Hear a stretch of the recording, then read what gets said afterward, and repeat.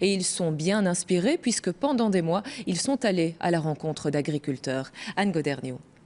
On n'est plus que 3% de jeunes agriculteurs en Belgique. 3%. Et après nous, il restera qui? Au final, ils parlent de supprimer les quotas alors que nous, on a été obligés de les acheter. C'est un peu comme si on disait à un ouvrier, un salarié, n'importe. Bon, d'accord, je t'engage, mais tu laisses 2 ans de ton salaire là. Les mots sont simples et directs, bouleversants parfois. Ce sont ceux du monde paysan. Pendant 2 ans, Valérie et Charles ont recueilli les voix des agriculteurs d'aujourd'hui, des voix qu'ils incarnent sur scène. Ils forcent les bêtes.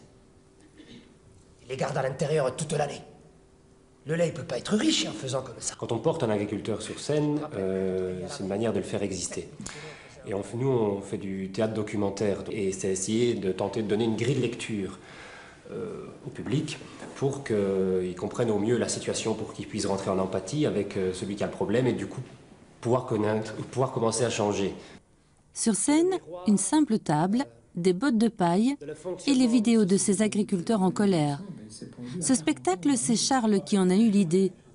Fils de paysan, il a vécu la dégradation des conditions de travail du milieu agricole. Pour lui, ce spectacle était une évidence. Ce jeune producteur de lait bio a répondu à ces questions. On a investi des grosses sommes. On n'a pas forcément de garantie sur notre métier, sur le prix, sur le prix d'achat des matières, sur le prix de vente de notre lait. Et puis la politique est tellement variable que d'année en année, on ne sait pas à quelle sauce on va être mangé. 0486, 448, 9652. Quota européen, contrôle sanitaire, mais aussi lourdeur administrative, tout y passe.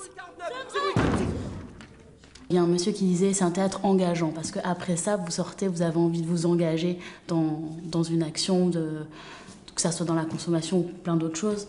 Donc, un théâtre engageant aussi. Ici, eh bien, un ménage moyen consacrait plus ou moins 50% de son revenu à l'alimentation. Eh bien, à l'heure actuelle, on est à 14%. Je savais pas qu'en fait le milieu de l'agriculture, c'était un milieu problématique.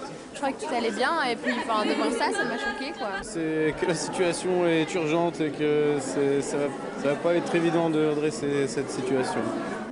Nourrir l'humanité, un spectacle qui se veut un tremplin au débat, une réflexion sur le fonctionnement du monde actuel.